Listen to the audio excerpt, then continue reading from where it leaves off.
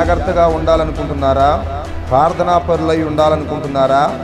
ఆత్మీయ మెలకువగా ఉండాలనుకుంటున్నారా?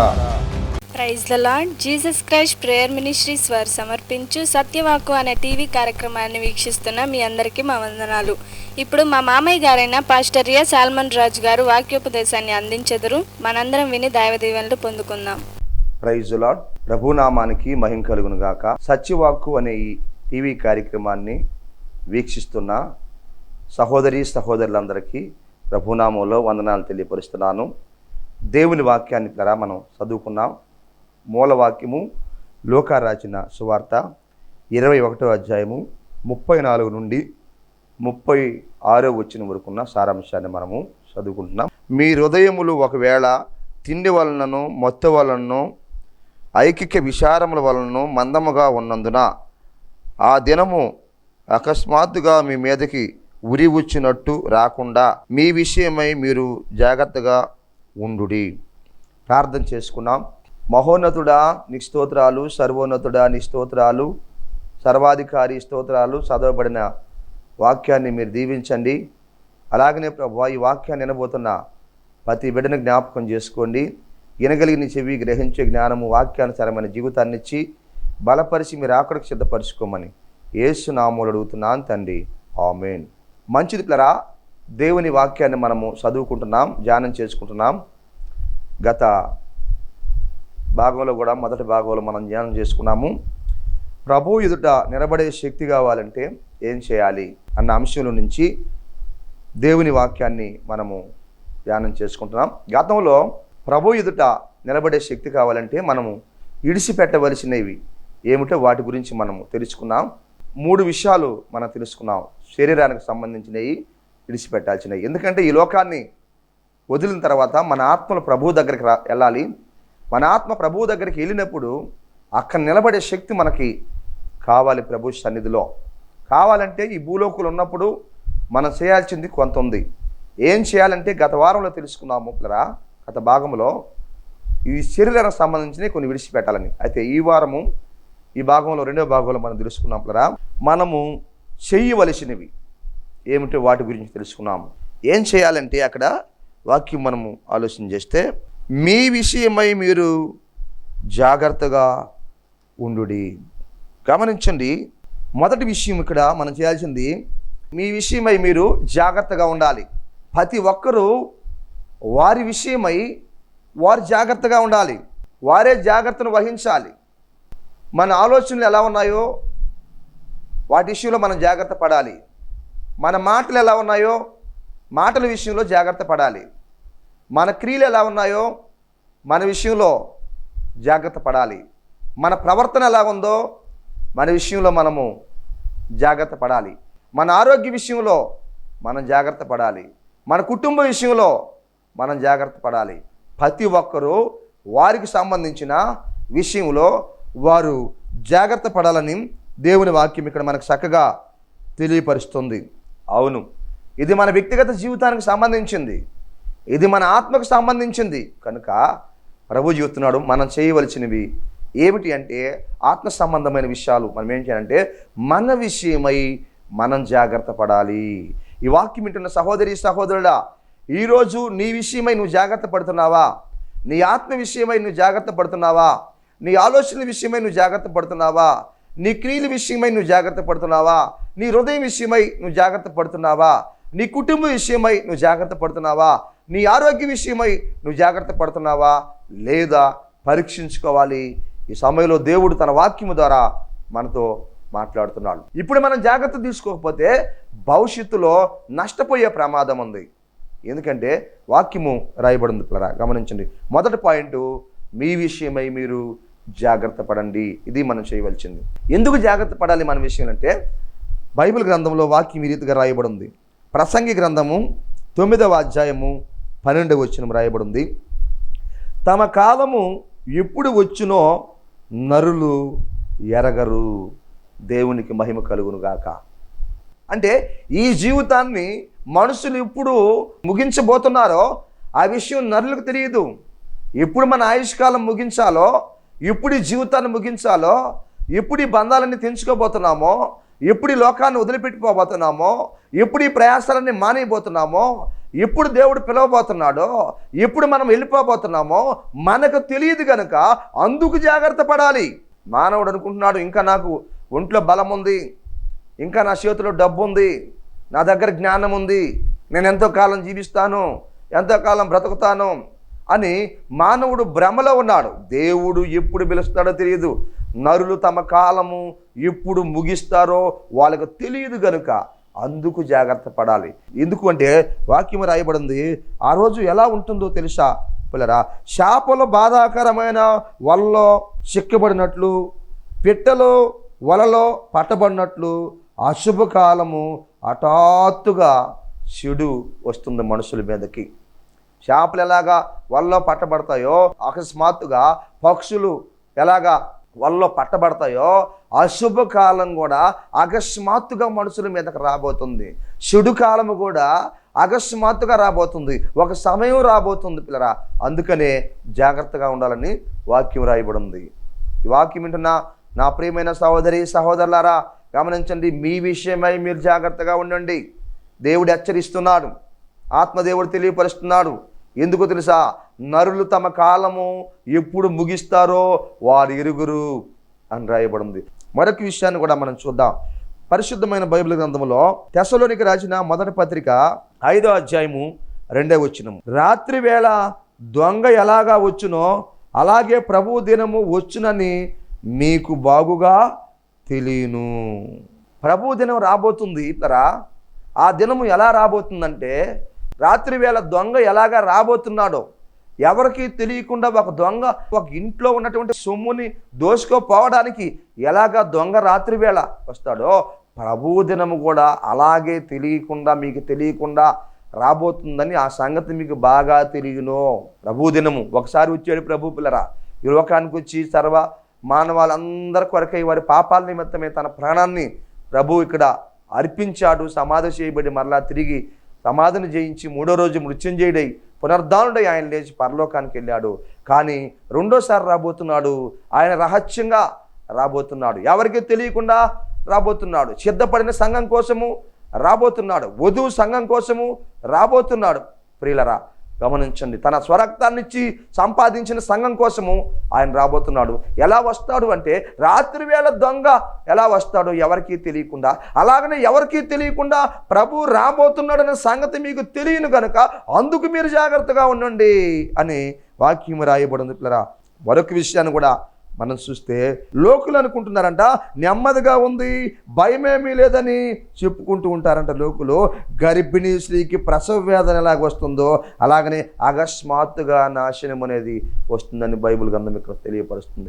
లోకులు అనుకుంటూ ఉంటారు, ప్రజలు భూలోకులు నివాసం చేసిన ప్రజలు అనుకుంటూ ఉంటారు. వాక్యం రాయబడింది, నెమ్మదిగా ఉంది, భయమేమీ లేదు, అన్ని పరిస్థితులు బాగానే ఉన్నాయి, అన్నీ బాగానే జరిగిపోతుంది, సుఖంగా ఉన్నాము, సంతోషంగా ఉన్నాము, నెమ్మదిగా ఉన్నాము, ఆదాయంలో ఉన్నాము, అన్ని బాగానే ఉన్నాయి పరిస్థితులని మనుషులు అనుకుంటూ ఉంటారంట.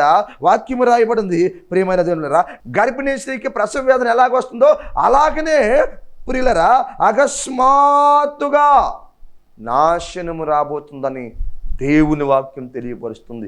ఈ వాక్యం వింటున్న సహోదరి సహోదరుడా, నువ్వు అనుకుంటూ ఉండవచ్చు, నా ఒంట్లో పరిస్థితులు బాగున్నాయి, ఇంట్లో పరిస్థితులు బాగున్నాయి, వ్యాపారంలో పరిస్థితులన్నీ బాగున్నాయి, ఉద్యోగంలో పరిస్థితులన్నీ బాగున్నాయి, అన్ని పరిస్థితులు బాగానే ఉన్నాయి, నాకేమీ లే అని నువ్వు అనుకుంటూ ఉండవచ్చు. నువ్వు భ్రమలో ఉంటూ ఉండవచ్చు. జాగ్రత్త, నీ జీవితాన్ని ఎప్పుడు ముగిస్తావో నీకు తెలియదు, ప్రభు ఎప్పుడు వస్తాడో నీకు తెలియదు కనుక జాగ్రత్త పడాలి. మరొక మాట కూడా రాయబడింది పిల్లరా, పేతురు రాసిన 2వ పత్రిక 3వ అధ్యాయము 12వ వచనం, ఆశతో కనిపెట్టుసు జాగ్రత్తగా ఉండాలి సంఘము, దేవునికి మహిమ కలుగును గాక. ఆ ప్రభు రాకడ కొరకై మూడవదిగా ఆశతో కనిపెట్టుసు జాగ్రత్తగా ఉండాలి. ఎప్పుడు వస్తాడా ప్రభు అని జాగ్రత్తగా ఉండాలి. ఎందుకు అంటే నీ జీవితం ఎప్పుడు ముగిసిన పడుతుందో నీకు తెలియదు కనుక ఒకటి, రెండవదిగా ప్రభు ఎప్పుడు వస్తాడో నీకు తెలియదు కనుక రెండవదిగా, మూడవది మనం చేయాల్సింది ఏమిటంటే పిల్లరా ఆశతో, ఆయన రాకడ కొరకై పిల్లరా ఆశతో కనిపెట్టుసు జాగ్రత్తగా ఉండాలి. ఓ ప్రియమైన సంగమా, దేవుని సంగమా, యేసు రక్తము చేత కడగబడిన సంగమా, ఆశతో కనిపెట్టుసు ఎదురు చూస్తూ ఉండాలని లేఖన భాగం మనకు తెలియపరుస్తుంది. ప్రియ దేవుని బిడ్డలారా, పరిశుద్ధమైన ప్రవర్తనతో ఉండాలి. ప్రభు రాకడ కొరకు ఎదురు చూస్తూ సంగమ చేయవలసింది ఏమిటి అంటే పరిశుద్ధమైన ప్రవర్తనతో, అపవిత్రత ఎక్కడా లేకుండా, పాపం ఎక్కడా లేకుండా, నీ హృదయంలో పాపానికి అపవిత్రతకి తావు లేకుండా, నీ కుటుంబంలో పాపానికి తావు లేకుండా పరిశుద్ధమైన ప్రవర్తనతోనూ భక్తితోనూ. రెండోదిగా భక్తి. మూడోది అంటాడు ఎంతో జాగ్రత్తగా ఉండవలెను. పరిశుద్ధమైన ప్రవర్తన, భక్తి, ఎంతో జాగ్రత్తతో ఉండవలను. అవును పిల్లరా, భక్తిలో తృప్తి ఉంది, గొప్ప లాభం ఉందని దేవుని వాక్యం తెలియపరుస్తుంది. మనకు తెలియదు కనుక ఆ ప్రభు ఎప్పుడు వస్తాడో, మన జీవితం ఎప్పుడు ముగిస్తామో మనకు తెలియదు కనుక మనం ఆశతో కనిపెడుతూ ఉండాలి. ఎలా కనిపెడుచు మనం ఉండాలి అంటే పరిశుద్ధమైన ప్రవర్తనతో ఉండాలి. ఒకటి భక్తితో ఉండాలి.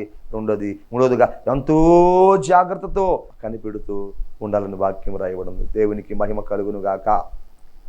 మనము చేయవలసింది మొదటి విషయం ఇంతవరకు మనం చూసాము. మరి మీ విషయమై మీరు జాగ్రత్తగా ఉండుడి. రెండవ విషయం మనం ఆలోచన చేస్తే ఎల్లప్పుడూ ప్రార్థన చేస్తూ ఉండాలి. సమయం దొరికినప్పుడల్లా ప్రార్థన చేస్తుండాలి. ఒకటి ఎంతో జాగ్రత్తతో మీ విషయమై మీరు జాగ్రత్తగా ఉండాలి. రెండవదిగా ఎల్లప్పుడూ ప్రార్థన చేస్తూ ఉండాలి. దేవునికి నీకు మధ్యలో ఎప్పుడు సహవాసం ఉండాలి. ఎప్పుడు నువ్వు ప్రార్థన చేసే వ్యక్తిగా ఉండాలి. సమయం దొరికినప్పుడల్లా దేవునితో మాట్లాడాలి. సమయం దొరికినప్పుడల్లా మోకరిస్తూ ఉండాలి. సమయం దొరికినప్పుడల్లా దేవుని వాక్యం చదువుతూ ఉండాలి. సమయం దొరికినప్పుడల్లా దేవుని వాక్యం ధ్యానం చేస్తూ ఉండాలి. ప్రియులరా, ప్రార్థన చేస్తూ ఉండాలి. దేవునితో సహవాసం కలిగి ఉండాలి. దేవునికి నీకు మధ్య, ప్రభువుకి నీకు మధ్య గ్యాపు రాకూడదు. ఎందుకంటే నీకు ప్రభువుకు మధ్య గ్యాపు రాకుండా సమయం దొరికినప్పుడల్లా ప్రభువుతో మాట్లాడుతూ ఉండాలి. ప్రభువుని స్తుతిస్తూ ఉండాలి. ప్రభువుని గణపరుస్తూ ఉండాలి. ప్రభువుని ఆరాధిస్తూ ఉండాలి. సహోదరి సహోదరులారా, నీకు ప్రభువుకి మధ్య గ్యాప్ రాకూడదు. ఎందుకంటే గ్యాప్ వచ్చిందనుకోండి అపవాది ఎంటర్ అవుతాడు. నీకు ప్రభువుకి మధ్య ఎప్పుడు గ్యాప్ వస్తుందో అప్పుడే అపవాది ఎంటర్ అయ్యి అనేకమైన సమస్యలకు తీసుకెళ్తాడు, అనేకమైన ఆశల్లోకి తీసుకెళ్తాడు, అనేకమైన కోరికల్లోకి తీసుకెళ్తాడు. ఉన్నటువంటి ఆత్మీయతను కూడా పోగొడతాడు, ఉన్నటువంటి పరిశుద్ధతను పోగొడతాడు, ఉన్నటువంటి నీతిని పోగొడతాడు, ఉన్నటువంటి భక్తిని పోగొడతాడు గ్యాప్ వస్తే. అందుకే ఈరోజు అనేక మంది ప్రభువుకి వారికి మధ్యలో గ్యాప్ వచ్చినందువల్ల అనేక మంది వారి పరిశుద్ధతను కోల్పోతున్నారు, అనేక మంది నీతిని కోల్పోతున్నారు, అనేక మంది భక్తిని కోల్పోతున్నారు, అనేక మంది విశ్వాసంను కోల్పోతున్నారు, అనేక మంది మరి సంఘ సహవాసాన్ని కోల్పోతున్నారు, అనేక మంది దేవుని వాక్యాన్ని కోల్పోతున్నారు, అనేక మంది దేవునికి దూరం అయిపోతున్నారు, అనేక మంది సత్యానికి దూరం అయిపోతున్నారు, అనేక మంది దిగజారిపోతున్నారు, అనేక మంది లోకములో కలిసిపోతున్నారు, అనేక మంది పాపంతో రాజ్యం పడుతున్నారు, అనేక మంది ఇదిగో నరకానికి సిద్ధమవుతున్నారు. కారణం ఏమిటంటే ప్రభువుకి వారికి మధ్యలో గ్యాప్ వచ్చినందువల్ల. ఈ వాక్యం వింటున్న సహోదరి సహోదరుల, నీకు నీ ప్రభువుకి గ్యాప్ రాకూడదు. అందుకే ఎల్లప్పుడూ ప్రార్థన చేసే వ్యక్తిగా నువ్వు ఉండాలి. నీవు దేవునితో మాట్లాడుతూ ఉండాలి, దేవుడు నీతో మాట్లాడుతూ ఉండాలి. అనగా నువ్వు ప్రార్థన చేస్తూ ఉండాలి, వాక్యం ద్వారా దేవుడు నీతో మాట్లాడుతూ ఉంటాడు. నీ మధ్య దేవుని మధ్య ఒక మంచి సంబంధం ఉంటుంది. నీకు దేవునికి మధ్యలో గ్యాప్ రాకూడదు. గ్యాప్ వస్తే దుష్టుడు చోటు చేసుకుంటాడు, అపవాది చోటు చేసుకుంటాడు. పిల్లరా, లేనికొని సమస్యలను వాడు తీసుకొని వస్తాడని దేవుని వాక్యం ద్వారా మనం తెలుసుకుంటున్నాం. పిల్లరా, అందుకే ఈ ప్రార్థన గురించి మనం ఆలోచన చేస్తే ప్రార్థన చేస్తే ఏం పొందుకుంటాం మనం అంటే బలాన్ని పొందుకుంటాం, జ్ఞానాన్ని పొందుకుంటాం, దేవుని సన్నిధిలో శక్తిని పొందుకుంటాం, దేవుని సన్నిధిలో ధైర్యాన్ని పొందుకుంటాం. అందుకనే రెండోదిగా ఎల్లప్పుడూ ప్రార్థన చేసేవారంగా మనం ఉండాలి. చూద్దాం ప్రార్థనకు సంబంధించి కొన్ని విషయాలు. పరిశుద్ధమైన బైబిల్ గ్రంథం నుంచి తెస్సలోనికి రాసిన మొదటి పత్రిక 5వ అధ్యాయము 15వ వచనం. ఎడతెగక ప్రార్థన చేయుడి, దేవునికి మహిమ కలుగును గాక. గ్యాప్ రాకుండా ప్రార్థన చేయండి. అపోస్తలుడైనటువంటి పౌలు గారు సంఘానికి తెలియపరుస్తున్నాడు, ఓ ప్రియమైన దేవుని సంఘమా, యేసు రక్తము చేత కడగబడిన దేవుని సంఘమా, ఇదిగో మీరు ఎడతెగక ప్రార్థన చేయండి, ప్రార్థనకి సమయాన్ని కేటాయించండి, ప్రార్థన ద్వారా దేవునితో మాట్లాడండి అంటున్నాడు. ప్రియ దేవుని బిడ్డలారా, అవును, ఎడతెగక మనము ప్రార్థన చేసేవారిగా ఉండాలి. అందుకే ఆయన అంటాడు, ఆ సంఘానికి ఆ మాటలు చెప్తూ, కీడుకి 10 కీడు చేయొద్దు అంటాడు, ఒకరికొకరు మేలు చేయండి, ఎల్లప్పుడూ సంతోషముగా ఉండండి, దేవునికి మహిమ కలుగునుగాక. అవును, ఎడతెగక ప్రార్థన చేసేవారు ఇతరులకి కీడు చేయరు లేరా, ఒకరికొకరు మేలు చేసుకునే వారికి ఉంటారు, హృదయంలో సంతోషించే వారికి ఉంటారు. అవును లేరా, నిజమైన సంతోషము ఎప్పుడంటే ఇంకొకరికి మనం కీడు చేయకుండా ఉన్నప్పుడు పిల్లరా నిజమైన సంతోషాన్ని మనం అనుభవిస్తాము. పిల్లరా ఇంకొకరికి మేలు చేసినప్పుడు నిజమైన సంతోషాన్ని మన హృదయంలో మనము అనుభవిస్తాము. పిల్లరా అవును, ఇంకా ఎప్పుడంటే ఇతరులకు మనం మేలు చేసినప్పుడు, ఇతరులకు మనం సహాయం చేసినప్పుడు, ఇతరులను మనం ఆదరించినప్పుడు పిల్లరా మనం నిజమైన సంతోషాన్ని మన హృదయంలో మనము అనుభవిస్తాము. దేవునికి మహిమ కలుగునుగాక. ఈ వాక్యం వింటున్న సహోదరి సహోదరుడా, నిజమైన సంతోషాన్ని ఒకవేళ నువ్వు అనుభవించలేకున్నావేమో, నిజమైన సంతోషాన్ని నువ్వు అనుభవించాలంటే ఎవ్వరికి నువ్వు కీడు చేయొద్దు. నిజమైన సంతోషాన్ని నువ్వు అనుభవించాలంటే ఇంకొకరికి నీ ద్వారా మేలు చేయి. అప్పుడు దేవుడిచ్చే సంతోషము, నిజమైన సంతోషాన్ని నీ హృదయంలో నువ్వు అనుభవిస్తావు. దేవునికి మహిమ కలుగునుగాక. మరొక విషయాన్ని కూడా మనం చూద్దాం కదా. ప్రార్థనకు సంబంధించి యాకోబు రాసిన పత్రిక 5వ అధ్యాయము 16-17 వచనాలు మనం గమనిద్దాం. ఇక్కడ ఒక మాట రాయబడింది, మీ పాపములను ఒకరితో ఒకరు ఒప్పుకొనుడి, మీరు స్వస్థత పొందినట్లు ఒకరికొరకొకరు ప్రార్థన చేయుడి. నీతిమంతుని విజ్ఞాపన మనసుపూర్వకమైనదై బహుబలము గలదై ఉండును.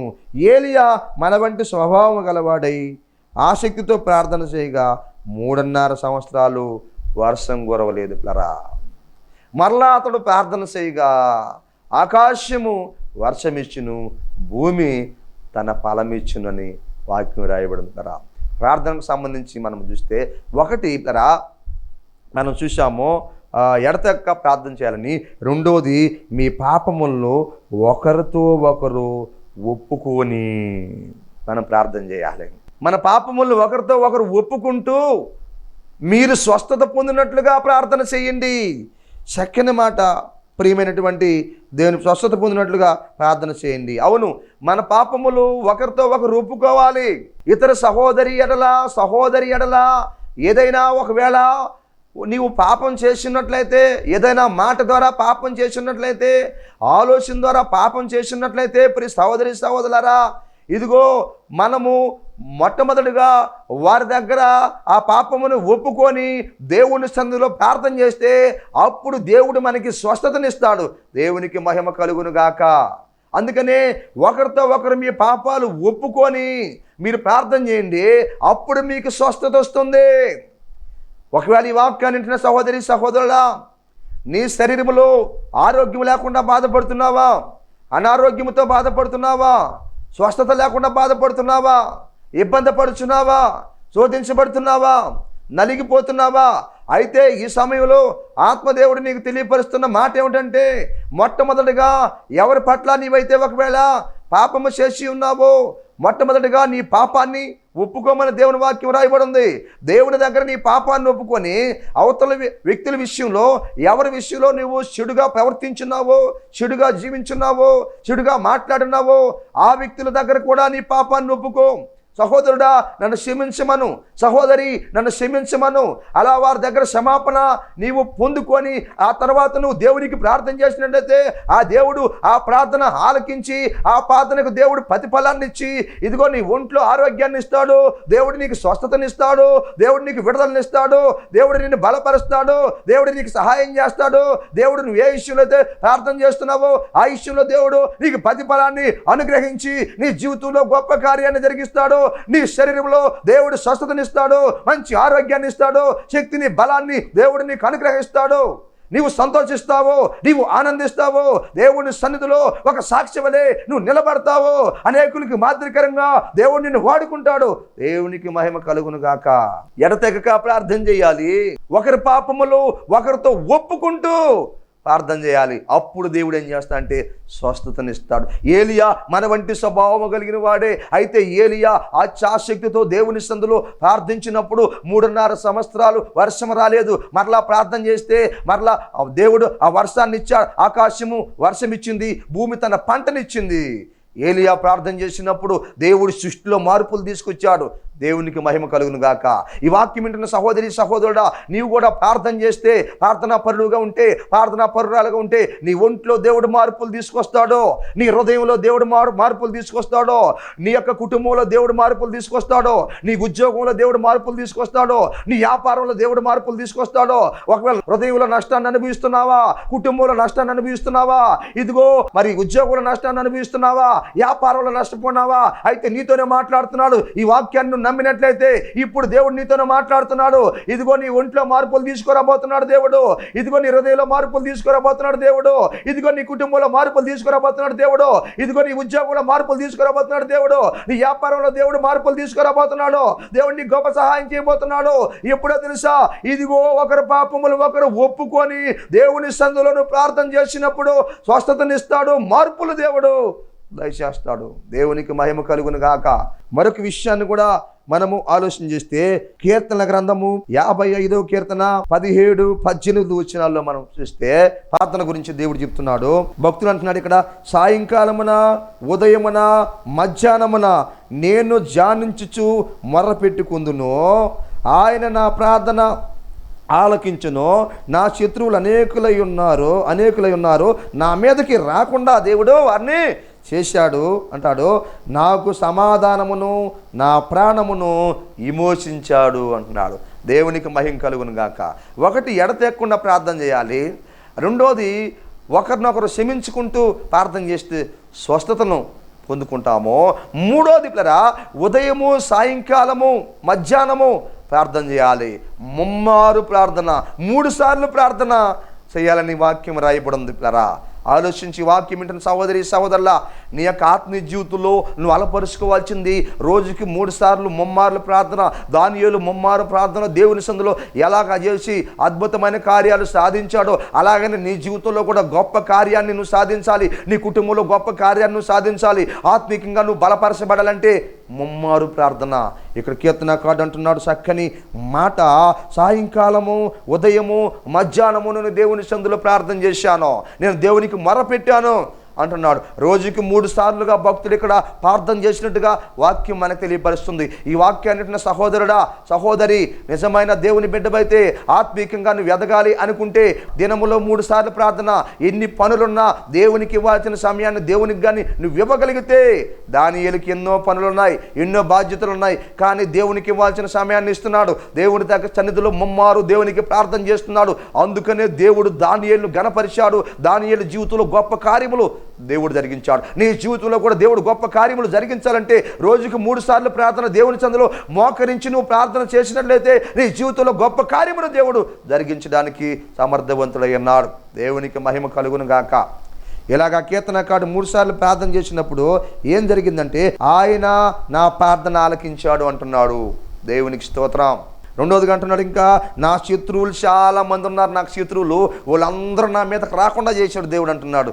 దేవునికి మహిమ కలుగును గాక. శత్రువులను అణిచేసాడు అంటున్నాడు దేవుడు. ప్రియులరా గమనించండి, ఎందుకో తెలుసా, దేవుడు నా ప్రార్థన ఆలకించాడు అంటున్నాడు. ఒకటి, శత్రువులు, నాకు అనేక మంది శత్రువులు ఉన్నారు, నేను నా ప్రార్థన చేయడం ద్వారా 3 సార్లు ప్రార్థన, దేవుడు శత్రువులు నా మీదకి రాకుండా చేశాడు అంటున్నాడు. ఇంకొక మాట అంటున్నాడు ఆయన నా ప్రాణమును విమోచించాడు, నా ప్రాణమును ఇడిపించాడు, నా ప్రాణమును బలపరిచాడు, నాకు ఒక నూతనమైన జీవితాన్ని మరలా ఆయన అనుగ్రహించాడు. నా మీదకి వస్తున్న కష్టాలు, నా మీదకి వస్తున్న శత్రువుల్ని ఆయన రాకుండా చేసి నాకు మరొక నూతనమైన జీవితాన్ని ఆయన అనుగ్రహించాడు అంటున్నాడు. దేవునికి మహిమ కలుగును గాక. మూడోది మనం గమనిస్తున్నారా, మెలకువగా ఉండాలి. దేవునికి మహిమ కలుగును గాక. ఈ వాక్యం వింటున్న సహోదరి సహోదరులారా, అన్ని విషయంలో మెలకువగా ఉండాలి. ప్రతి విషయంలో మెలకువగా ఉండాలి. ఎక్కడ జారిపోన్నామా, ఎక్కడ పడిపోన్నామా, ఎక్కడ తొలగిపోన్నామా, ఎక్కడ దేవునికి దూరం అయిపోన్నామా అని మెలకువగా ఉండాలి. ఈరోజు మనుషుడు భూ సంబంధమైన విషయాల్లో, ఈ లోక సంబంధమైన విషయాల్లో చాలా మెలకువగా ఉన్నారు ఈరోజు. అయితే క్రైస్తవ సహోదరి సహోదరులతో ఆత్మదేవుడు తెలియపరుస్తున్న మాట, ఇదిగో ఆత్మీయ జీవితంలో నువ్వు మెలకువగా ఉన్నావా, ఆత్మీయ జీవితంలో మేలుకొని ఉన్నావా, ఆత్మీయ జీవితంలో కనువిప్పగలిగినటువంటి వ్యక్తిగా ఉన్నావా, ఆత్మీయ జీవితంలో జాగ్రత్త పడుతున్నావా, కుటుంబ విషయంలో జాగ్రత్త పడుతున్నావు, ఉద్యోగ విషయంలో మెలకువగా మెలకువకున్నావు, వ్యాపార విషయంలో మెలకువకున్నావు, చేతి పనుల విషయంలో మెలకువకున్నావు. అయితే ఆత్మ సంబంధమైన విషయాల్లోకి వచ్చేదలికే నీ ఆత్మ విషయమై నువ్వు మెలకువగా ఉంటున్నావా, జాగ్రత్తగా ఉన్నావా, అన్ని విషయాల్లో జాగ్రత్తగా ఉన్నావా లేదని ఆత్మదేవుడు అడుగుతున్నాడు. ప్రియులారా, మత్తయి సువార్త 24వ అధ్యాయము 42వ వచనంలో ఈ మెలకువ గురించి చెప్తాడు. కావున ఏ దినము మీ ప్రభు వచ్చునో మీకు తెలియదు గనుక మెలకువగా ఉండండి, దేవునికి మహిమ కలుగునుగాక. ఇక్కడ ప్రభు అంటున్నాడు, ఏ దినమున మీ ప్రభు వచ్చునో మీకు తెలియదు గనుక మీరు మెలకువగా ఉండండి. నిద్రమత్తులై ఉండొద్దు, ఆత్మీయ మత్తులుగా మీరు ఉండొద్దు. ఏ దినం మీ ప్రభు వస్తాడో మీకు తెలియదు గనుక మీరు మెలకువగా ఉండండి. ఇక్కడ 3వ పాయింట్లో మొదటి మాట మనం చూస్తున్నాం. ఏ దినం మీ ప్రభు వచ్చునో మీకు తెలియదు కనుక ఆత్మీయ మత్తులు మీరు కావద్దు, మెలకువగా ఉండండి. కనిపెట్టుకొని మీరుండండి, ఎదురు చూస్తూ మీరుండండి, ఆశతో మీరుండండి, ప్రభువుని ఎదుర్కోవడానికి మీరుండండి, పరలోక రాజ్యాన్ని సొంతం చేసుకోవడానికి మీరు జాగ్రత్త పడండి అంటున్నాడు. మరొక మాట, 2వ మాట మనం చూద్దాం. అదే మత్తయి రాసిన సువార్త 26వ అధ్యాయము 41వ వచనాన్ని మనం ఆలోచన చేస్తే, మీరు శోధనలో ప్రవేశింపకుండానట్లు మెలకువగా ఉండి ప్రార్థన చెయ్యండి, దేవునికి మహిమ కలుగునుగాక. ప్రభు అంటాడు పిల్లరా, తన శిష్యుల్ని ఎంటబెట్టుకుని వెళ్ళాడు, ఆ కొండ మీదకి వెళ్ళాడు పిల్లరా. ఇదిగో ప్రభు ఒంటరిగా వెళ్ళి ప్రార్థన చేస్తున్నాడు, వార్త చెప్పాడు, మీరు శోధనలో ప్రవేశించకుండా ఉండునట్లుగా మెలకువగా ఉండండి. ఎందుకు మెలకువగా ఉండాలంటే శోధనలో ప్రవేశింపకుండా ఉండునట్లు. ఆ రోమా సైనికులు ప్రభువుని బంధిస్తారు కదా, ఆయన శిష్యులు ముగ్గురిని ఎంటబెట్టుకెళ్ళాడు. పేతుర్ని, యోహాన్ని, యాకోబుని ఆయన ఎంటబెట్టుకెళ్ళాడు. ఇదిగో ఒక దగ్గర ఆ కొండ మీద వారిని పెట్టాడు. ఇదిగో మీరు శోధనలో ప్రవేశించకుండా ఉండునట్లుగా మెలకువగా ఉండి ప్రార్థన చేయండి అని చెప్పాడు కదా. అయితే ప్రభు ఇంకా కొంత దూరం వెళ్ళాడు, ప్రార్థన చేసి మరలా వచ్చేతలకే వాళ్ళు నిద్రపోతున్నారు. మరలా వాళ్ళని లేపాడు, మరలా వెళ్ళాడు, మరలా వచ్చేతలకే వారు నిద్రపోతున్నారు. మరలా వెళ్ళాడు ఆయన ప్రభు, ప్రార్థన చేసి మరలా వచ్చేతలకే వారు నిద్రపోతున్నారు. శోధించబడ్డారు. అందుకే కదా పేతురు అంటాడు పిల్లరా, ఆ ప్రభువును పట్టుకొని బంధించి ఆ రోమా సైనికులు తీసుకెళ్ళినప్పుడు పిల్లరా, మరి పేతురు అంటాడు, ఆయన ఎవరో నాకు తెలియదు, తను తాను శపించుకుంటున్నాడు, తను తాను దూషించుకుంటున్నాడు, ప్రభువుకి నాకు ఏ సంబంధం లేదు అంటున్నాడు. ఒకప్పుడు నీ కోసం నేను ప్రాణం పెడతాన్నా పేతురు, నీ కోసం నేను చనిపోతాన్నా పేతురు పిల్లరా. ఇదిగో ఇప్పుడు ప్రభు అంటే నాకు ఎవరో తెలియదు అంటున్నాడు, ప్రాణానికి భయపడిపోతున్నాడు పిల్లరా. శోధించబడుతున్నాడు. ఈరోజు అనేక మంది శోధించబడ్డానికి కారణము మెలకువగలిగి వారు ప్రార్థనా పరులుగా ఉండకపోయినందువల్ల ఈరోజు అనేక మంది సాతాను ద్వారా శోధించబడుతున్నారు. కుటుంబాల్లో శోధనలు అనుభవిస్తున్నారు, శారీరకంగా శోధన అనుభవిస్తున్నారు పిల్లరా, హృదయంలో శోధన అనుభవిస్తున్నారు, కుటుంబంలో శోధన అనుభవిస్తున్నారు. ఏమిటి కారణం అంటే పిల్లరా, ఇదిగో ప్రభు చెప్తున్నాడు, మీరు శోధనలో ప్రవేశింపకుండా ఉన్నట్లుగా మెలకువగలిగి ప్రార్థన చేయండి. ఈరోజు అనేక మంది శోధించబడుతున్నారంటే కారణము మెలకువ లేనందువల్ల, ఆత్మీయంగా మత్తులుగా ఉన్నందువల్ల, వారి జీవితాల్లో ప్రార్థన లేనందువల్ల అని మనం గుర్తించాలి. మరొక విషయం కూడా మనం చూద్దాం. అపోస్తుల కార్యములు 20వ అధ్యాయము 31వ వచనం మనం చూస్తే పిల్లరా, ఇక్కడ రాయబడిన మాట చూస్తే, కావున నేను 3 సంవత్సరములు రాత్రింబగళ్ళు కన్నీరు విడుచుచు ప్రతి మనుషునికి మానక బుద్ధి చెప్పిదనని మీరు జ్ఞాపకము చేసుకొని మెలకువగా ఉండుడి. 3వ విషయం ఏమిటంటే, 3వ పాయింట్లో 3వ విషయం పిల్లరా, గతములో ఎన్న వాక్యాన్ని జ్ఞాపకం చేసుకొని మెలకువగా ఉండాలని పౌలు గారు సంఘానికి చెబుతున్నాడు. ప్రేమైన దేవుని బిడ్డలారా, నేను 3 సంవత్సరములు మానక రాత్రింబగుళ్ళు ప్రతి వానికి మానక బుద్ధి చెప్పాను కాబట్టి గతంలో నేను ఏం చెప్పానో మీరు ఏం విన్నారో ఆ వాక్యాన్ని జ్ఞాపకం చేసుకొని మెలకువగా ఉండండి, దేవునికి మహిమ కలుగును గాక. మనం విన్న వాక్యాన్ని జ్ఞాపకం చేసుకొని మెలకువగా ఉండాలి కదా. ప్రభు ఇప్పుడు వస్తాడో మనకు తెలియదు కనుక ఒకటి మెలకువగా ఉండాలి మనం చూసాం. రెండోదిగా శోధనలో ప్రవేశింపకుండా ఉన్నట్లుగా మెలకువతో ఉండి ప్రార్థన చేయాలి. మూడోదిగా ప్రియులరా, ఇదిగో గతంలో దేవుడు మనకు ఏ వాక్యాన్ని తినిపించాడో సంఘములో ఆ వాక్యాన్ని జ్ఞాపకం చేసుకొని చూడండి, మనం ఇంతకు గతంలో ఎన్ని వాక్యాలు విన్నామో, ఏ వాక్యాన్ని మనం విన్నామో ఆ వాక్యాన్ని జ్ఞాపకం చేసుకుంటూ, ఆ వాక్యాన్ని నెమరవేస్తూ, ఆ వాక్యాన్ని ధ్యానం చేస్తూ మెలకువగా ఉండాలి. దేవుడినితో మాట్లాడినాడు కదా, జరిగిపోయింది మాట్లాడాడు, ప్రస్తుతానికి జరుగుతుందో మాట్లాడాడు, ఇంకా ముందు ఏం జరగబోతుందో అన్ని విషయాలు దేవుడినితో మాట్లాడాడు కనుక ఆ వాక్యాలన్నీ జ్ఞాపకం చేసుకొని మెలకువతో ఉండాలి. గతంలో ఉన్న వాక్యాన్ని జ్ఞాపకం చేసుకొని ధ్యానం చేస్తూ మెలకువగా ఉండాలి. దేవునికి మహిమ కలుగును గాక. అవును ప్రియమైన సహోదరులారా, నేనేం చెప్పానో మీకు మీరేం విన్నారో ఆ వాక్యాన్ని జ్ఞాపకం చేసుకోండి ప్రియమైన దేవుని సంగమా అంటున్నాడు ఇక్కడ దైవజనుడు. ఈ వాక్యం వింటున్న సహోదరి సహోదరుడా, సంఘ కాపరి మీ సంఘములో ఏ వాక్యాన్ని అయితే మీకు బోధించున్నాడో ఆ వాక్యాన్ని ఖాళీగా ఉన్న సమయాల్లో జ్ఞాపకం చేసుకోవాలి. ఆ వాక్యాన్ని మీరు ధ్యానం చేస్తూనే ఉండాలి. ఆ వాక్యాన్ని నెమరేస్తూనే ఉండాలి. దేవుని వాక్యాన్ని మీరు చదువుతూ ఉండాలి. దేవుని ఎన్న వాక్యాన్ని ధ్యానం చేస్తూ ఉండాలి. దేవునితో సరైనటువంటి సహవాసం కలిగి మీరు ముందుకి కొనసాగుతూ ఉండాలి అని దేవుని వాక్యం తెలియపరుస్తుంది. అందుకని ప్రభు ఎదుట నిలబడే శక్తి రేపు మనకు కావాలి. ఈ జీవితాన్ని ముగించిన తర్వాత అంటే మనం చేయవలసినవి ఈరోజు రెండో భాగంలో తెలుసుకున్నాము. ఒకటి పిల్లరా, మీ విషయమై మీరు జాగ్రత్త పడాలి.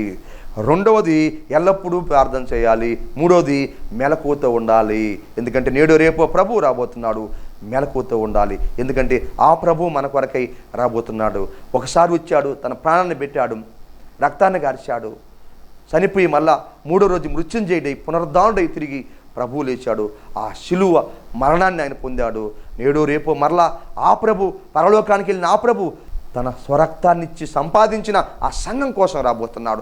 ఆ సంఘానికి మంచి భవిష్యత్తు ఇవ్వడానికి రాబోతున్నాడు. ఆ సంఘాన్ని తన దగ్గర శాశ్వతంగా పరలోకంలో ఆయన తన దగ్గర ఉంచుకోవడానికి సంఘాన్ని రాబోతున్నాడు. కనుక ఈ వాక్యాన్ని సహోదరి సహోదరుడా, ఇదిగో మన విషయమై మనం జాగ్రత్తగా ఉన్నాం. ఎల్లప్పుడూ ప్రార్థన చేద్దాము. మెలకువతో ఉన్నాం, తల్లు ఉంచుకున్నాం, ప్రార్థన చేసుకున్నాం. ప్రేమ కలిగిన తండ్రి, ఈ వాక్యాన్ని శ్రద్ధగా ప్రతి బిడ్డను మీరు దీవించి బలపరిచి ఆశీర్వదించమని అడుగుతున్నాను. మీరు అక్కడికి సిద్ధపరుచుకోమని ప్రభా ప్రార్థన చేస్తున్నాను. అలాగనే ఆయన ఈ వాక్యానికి స్పాన్సర్ చేసిన సహోదరి కరుణమ్మను మీరు జ్ఞాపకం చేసుకోండి. వారిని, వారి కుటుంబాన్ని, బిడ్డలందరినీ మీరు దీవించి ఆశీర్దించి మహిమ పొందుకోమని వేడుకుంటూ ప్రార్థిస్తూ శృతిస్తూ గణపరుస్తూ ప్రభా చిన్న ప్రార్థన దీవించమని యేసు నామములో అడుగుతున్నాను తండ్రి. ఆమేన్. మన పరమ తండ్రి అయిన దేవుని ప్రేమ, ఆయన కుమారుడైన యేసుక్రీస్తు వారి కృప, పరిశుద్ధాత్మ దేవుని యొక్క అన్యోన్య సహవాసం ఇక్కడ కూడా మనకి భూలోకున్న సకల పరిశుద్ధులందరికీ ఇప్పుడు ఎల్లప్పుడూ సదాకాలం తోడయుండి నడిపించునుగాక. ఆమేన్. ఇంతవరకు దేవుని వాక్యాన్ని శ్రద్ధగన్న మీ అందరికీ వందనాలు. దేవుడు మిమ్మల్ని అందరిని దీవించి తన రాకడకు సిద్ధపరచునుగాక. ఆమేన్. మా ఆరాధన జరుగు స్థలం కోడూరు కండ్రిక సోస్త్రిక గ్రామం, టిపి గూడూరు మండలం, నెల్లూరు జిల్లా. మా ఆరాధన జరుగు సమయం ఉదయం 7:30 నుండి 10 గంటల వరకు. మీ ప్రార్థన అవసరతలు ఏమైనా ఉన్నట్లయితే మాకు తెలియజేయండి. మీ కొరకు భారంతో ప్రార్థించుటకు మా ప్రార్థనా బృందం సిద్ధంగా ఉన్నది.